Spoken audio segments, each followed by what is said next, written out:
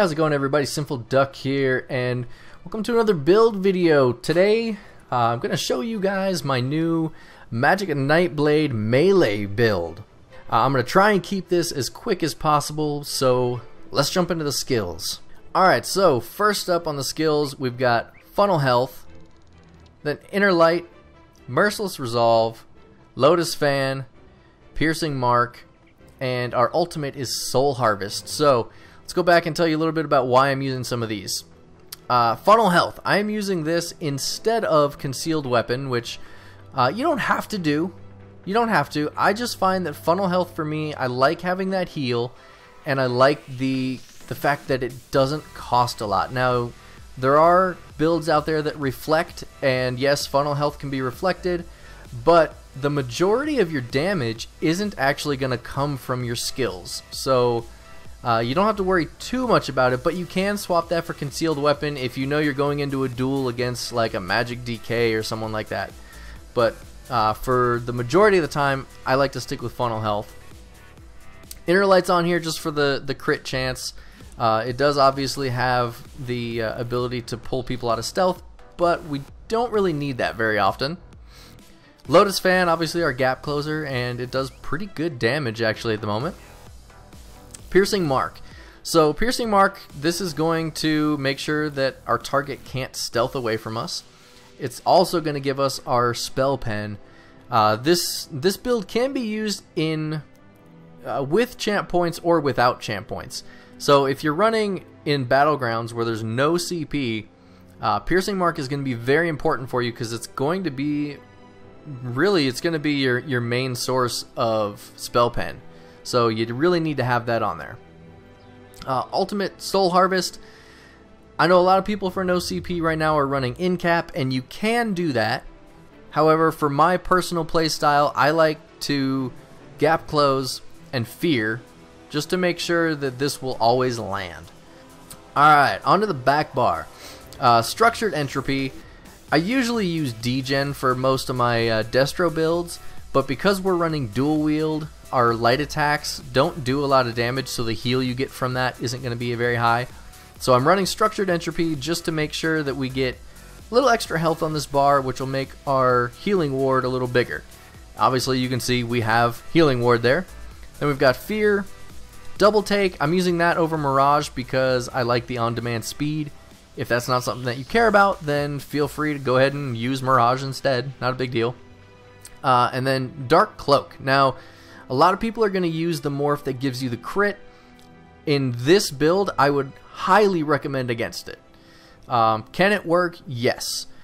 But for a lot of situations with this build, you're going to get in close on some stamina players, and they hit really hard, and you're coming to them. So the fact that you can do that and you have an on-demand 8% damage reduction is very, very important. You're going to do enough damage to stam builds to put them on the defensive without that guaranteed crit. So don't worry about that. The 8% damage reduction is going to be huge there. Our ultimate on this bar, Soul Tether. That's here for two reasons. Number one, I like having an AoE ultimate. This gives us AoE damage, it gives us an AoE stun, so very effective for that. It's also our siphoning ability for the back bar to get the 8% max Magicka passive. Alright, let's get into the gear. So, easiest thing for you guys to pick out right off the bat is Grothdar. So I am using Grothdar, 2 pieces of that. I don't have Impen shoulders. All I have is Prosperous, or I would have Impen on. But I am using Impen on the head, and Grothdar just does so much damage. It procs pretty often because it procs off of any damage you do. Proc rate is good, the damage is good, and I like the fact that it's an AoE pressure. Now, Grothdar, the reason I went with this, you can use Scoria here if you want, but the reason I went with Grothdar is because it synergizes really well with Overwhelming Surge. That's our other 5-piece here, and Overwhelming is going to go off pretty often in this build. You've got a lot of class skills on your bar, and when it goes off, that shock damage that this puts out, it is deceivingly high. It might not look like it, but I was doing some dueling with a Stamblade friend of mine, Zeromaz. Some of you guys probably know who that is. And at the end of the duels in the death recap, Overwhelming consistently showed up for between 9 to 10k, and I don't have to tell you guys, 9 to 10k damage is a lot of damage. So Overwhelming definitely does its job. Plus, it has two hidden benefits that some of you might not know about. Number one, it does shock damage, so it has a chance of proccing the concussion status effect, which will give you 8% more damage against the target. So it has a chance of doing that. The second is that if you have that up and you're on a target that's trying to stealth away from you, Overwhelming is going to pop them out of stealth. It will hit hidden enemies, so it is very good for making sure that people can't escape from you. Same with Grothdar, but Overwhelming has a 12-meter range, so that is huge. Let's get into the jewelry here. Jewelry is Overwhelming, but you can see I've got spell damage, and then I've got Magicka Recovery, and it's a blue ring. I just haven't been lucky enough to get a drop on a purple ring. I was grinding that dungeon forever, and I didn't get one, so I just went with blue. The blue piece is fine if that's all you have. But recovery, spell damage. If you're using champ points, this extra recovery bonus is amazing. It really, really helps a lot.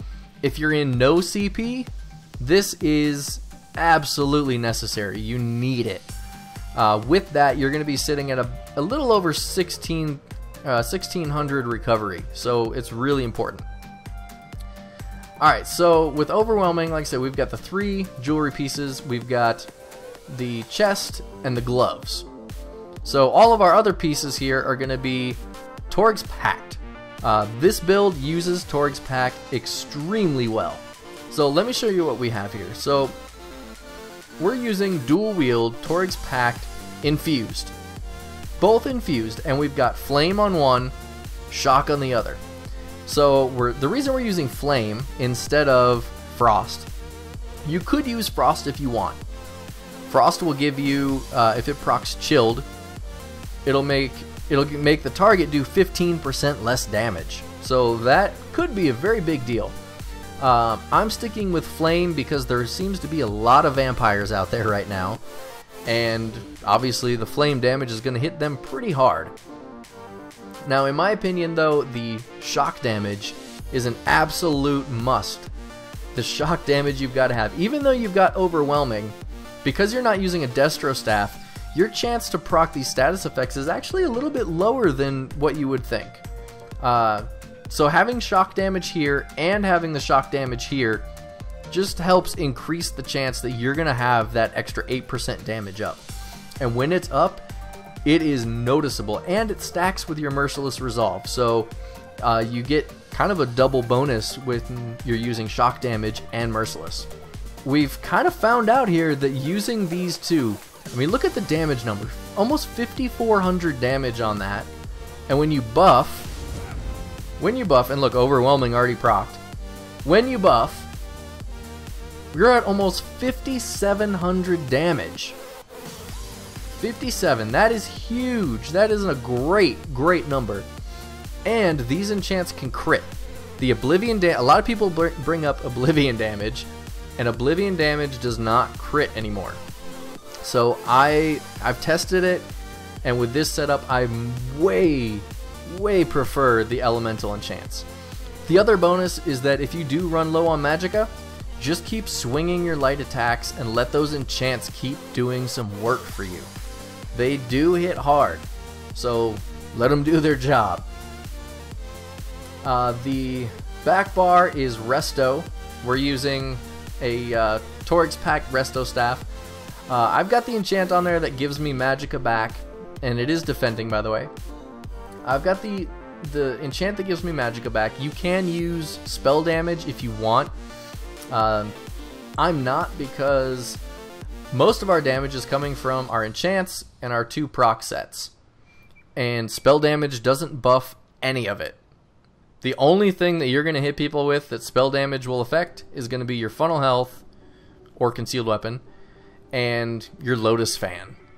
So spell damage isn't a huge priority for you.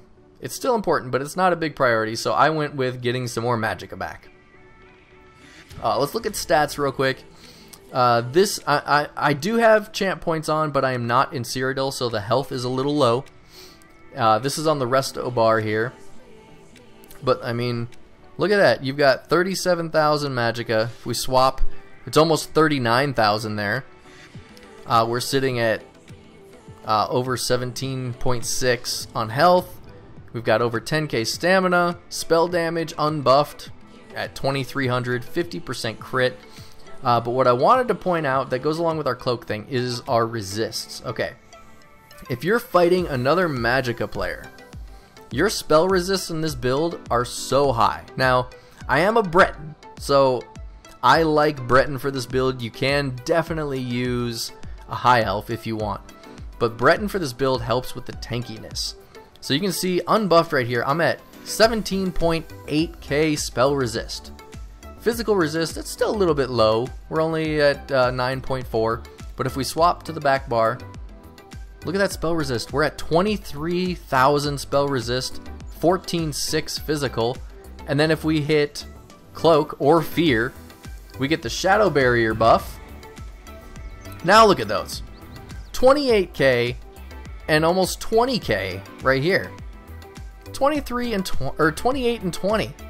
That's amazing. Plus, if you use cloak, you have an extra 8% damage mitigation on top of all that. So this build can take a lot of damage. That's it for the build. Hopefully you guys can put this together and put it to good use. I have been having a blast with this build. It's so much fun. Does take a little getting used to if you're not used to melee, and for some people that I've had try it out a little early to see how it worked for them, you do have to get used to how you're doing damage and not spam your abilities like crazy, because you don't need to. But yeah, that's all I got for now, guys. Hopefully you guys enjoyed this. There's going to be some PvP clips here coming up, so stay tuned for that. Leave a comment down below. Let me know if you like this build.